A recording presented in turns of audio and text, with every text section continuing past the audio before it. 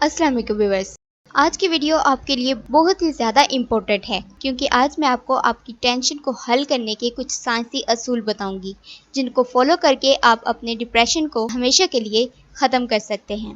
اور اگر آپ ان سائنسی اصولوں کو جاننا چاہتے ہیں تو میری ویڈیو کو اینڈ تک دیکھیے گا اور میرے چینل کو سبسکرائب کر کے ساتھ والے بیل آئیکن پر کلک کر کے آل کو سلیکٹ کر لیجیے گا تاکہ آپ کو میرے آنے والی ہر ویڈیو کا نوٹیفیکیشن مل سکے۔ آپ کہیں بھی چلے جائیں، انسان کو مایوسیوں اور حسرتوں نے گھیر رکھا ہے۔ انسان کو کوئی بھی بڑی سے بڑی کامیابی چند دن سے زیادہ خوشی اور اطمینان نہیں دے پا رہی۔ ایک محتاط اندازے کے مطابق ہر چوتھا پاکستانی اس مرض میں مبتلا ہے، یعنی تقریباً 23 سے 25% پاکستانیوں نے زندگی میں ایک سے زائد مرتبہ ڈپریشن کا کسی نہ کسی طرح سامنا کیا ہوتا ہے۔ اگر ڈپریشن کی علامات وقت کے ساتھ ساتھ کم ہو کر ختم ہو جائیں یا اتنی زیادہ شدت سے ظاہر نہ ہو کہ فرد کی نارمل زندگی کو متاثر کریں تو اسے نارمل ڈپریشن کہتے ہیں۔ اگر فرد کی زندگی رک کر رہ جائے اور وہ کسی بھی کام پر توجہ مرکوز نہ کر سکے تو اسے فوری طور پر دواؤں اور سائیکو تھراپی کی ضرورت ہوتی ہے اور اسے کلینیکل ڈپریشن کہا جاتا ہے۔ صحت مند زندگی کے لیے 3 چیزوں کا خیال رکھنا بہت ہی زیادہ ضروری ہے اور یہ 3 چیزیں خوراک، ورزش اور نیند ہیں۔ 85 سے 90% سائیکالوجسٹ ایکسرسائز کو اپنے مریضوں یعنی کلائنٹس کو بطور ٹریٹمنٹ تجویز کرتے ہیں اور اس بات پر کامل یقین رکھتے ہیں کہ ورزش فرد کے ڈپریشن کے تینوں بڑے مسائل کے حل یعنی بھوک کو متوازن کرنے، خوراک کو صحت مند بنانے اور نیند لانے میں اہم کردار ادا کرتی ہے۔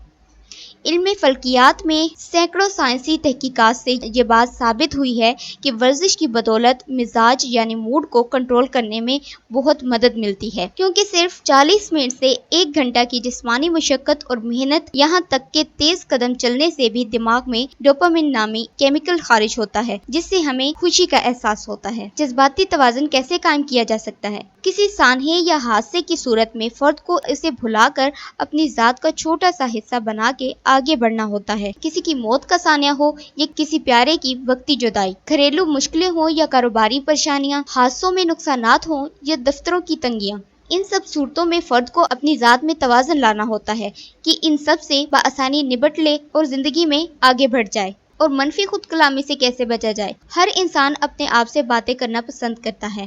ہمارے دماغ کی ساخت ایسی ہے کہ ہم ہر وقت منفی سوچوں میں گھرے رہتے ہیں اور الجھے رہتے ہیں۔ منفی سوچیں آتی ہیں اور مثبت سوچیں لانی پڑتی ہیں۔ جب بھی ذہن میں کوئی منفی سوچ آئے تو اسے فوراً مثبت سوچ میں تبدیل کر دیں۔ اس کے لیے آپ کو شعوری طور پر کاوش کرنا ہوگی۔ دنیا میں 95 سے 98% لوگ دماغ میں خود بخود آنے والی سوچوں کے غلام ہوتے ہیں۔ نفسیات والوں کا خیال ہے کہ دنیا کے مشکل ترین کاموں میں سے ایک کام اپنی سوچوں پر قابو پا کر ان کو اپنا غلام بنانا ہے، یعنی دماغ کا آقا بن کر جینا دنیا میں بہت مشکل ترین کاموں میں سے ایک ہے۔ مراقبہ یا یوگا کیجیے۔ ڈپریشن بھگانے کا سب سے کارگر نسخہ یہ ہے کہ آپ ایسی مشقیں کریں کہ جس میں آپ کو سانس لینے پر کنٹرول ہو جائے۔ آہستہ سانس لینا فرد کی نہ صرف زندگی بڑھاتا ہے بلکہ اس کی ذہنی اور جسمانی صحت کو بھی بہتر بناتا ہے۔ سائنسی طور پر یہ بات ثابت شدہ ہے کہ جو لوگ سانس سینے سے لیتے ہیں ان کی تشویش یعنی اینزائٹی اور ڈپریشن میں گرفتار ہو جانے کے چانسز بہت زیادہ ہوتے ہیں۔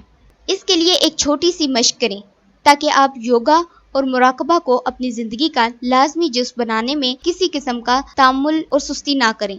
آنکھیں اور منہ بند کر لیں اور ناک سے ایک لمبا سانس اندر کھینچیں۔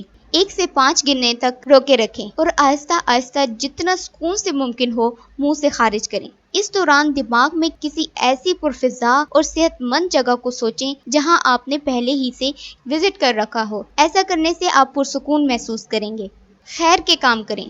سائنسی تحقیقات میں یہ بات ثابت شدہ حقیقت ہے کہ جن لوگوں کی زندگی میں کچھ چیلنجز بھرے کام ہوتے ہیں ان کی کسی قسم کی نفسیاتی بیماریوں میں گرفتار ہونے کے چانسز نہ ہونے کے برابر ہوتے ہیں۔ اس کی بنیادی وجہ یہ ہے کہ جب ہمارا ذہن اور دماغ مسائل کے حل میں سرگرداں ہوتا ہے تو اس میں سے ایسے کیمیاوی مادے خارج نہیں ہوتے جو ڈپریشن اور انگزائٹی کی وجہ بنتے ہیں۔ خاص طور پر فرد کے ذہن میں کارٹیسول نامی مادہ نہیں بنتا جو بہت سی ذہنی بیماریوں کی جڑ ہے۔ اگر آپ دوسروں کی بے لوث خدمت اور خیر کے کاموں میں اپنا وقت صرف کر رہے ہیں تو طے شدہ سائنسی حقیقت ہے کہ ڈپریشن کی علامات میں فوری کمی آنا شروع ہو جاتی ہے۔